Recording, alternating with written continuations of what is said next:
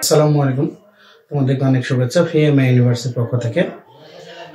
আজকে আমরা দেখব এম ঢাল বিশিষ্ট ও x1 y1 বিন্দুগামী সরলরেখার সমীকরণ।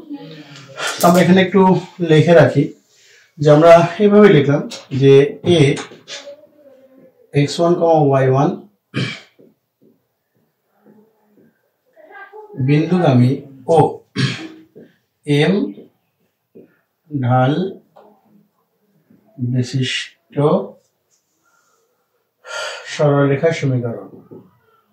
সরল রেখার সমীকরণ।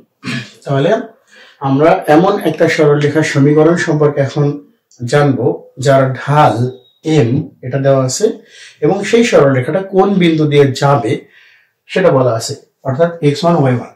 আমরা একটা চিত্র এখানে আঁকতেছি। ধরে নিলাম এটা হচ্ছে আমাদের a x1 y1 আর এই একটা সরলরেখা যার ঢাল m এবং সরলরেখাটি কি a বিন্দু দিয়ে গেছে, a x1 y1 বিন্দু দিয়ে গেছে।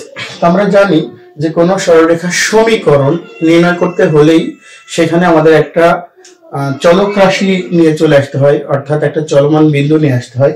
তো আমরা ধরে নিচ্ছি যে এই এবি সরলরেখাটা, এটা আমরা দিলাম বি, এবি সরলরেখাটি যার ঢাল এম এবং এ বিন্দু দিয়ে গেছে, এই রেখার উপরে অপর একটা বিন্দু পি যার স্থানাঙ্ক হলো x, y। আমরা এখানে একটু বর্ণনাটা লিখবো যে ধরি এম ঢাল বিশিষ্ট এ x1 y1 বিন্দুগামী সরল রেখাটি এবি। আমরা এখানে লিখলাম এম ঢাল বিশিষ্ট এ x1 y1 বিন্দুগামী সরলরেখাটি এবি এবং এবি রেখার উপর একটি চলমান বিন্দু পি x, y।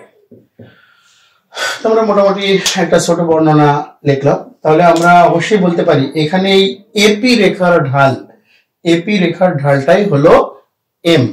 তাহলে আমরা এখানে লিখছি যে এ পি রেখার ঢাল এম সমান। তো এই পি বিন্দু এবং এ বিন্দুর জন্য আমরা একটা ঢালের সূত্র জানি যে কোটিদ্বয়ের অন্তর বাই ভুজদ্বয়ের অন্তর, আমরা এটাই লিখে ফেলবো। তাহলে এবি রেখার ঢাল একটা এম আর একটা হলো মানে আমরা সূত্রের সাহায্যে যেটা পাবো y minus y1 by x minus x1। Finally y minus y1 সমান m into x minus x1। এটাই হলো যে a x1 y1 বিন্দুগামী এবং m ঢাল বিশিষ্ট সরলরেখার সমীকরণ।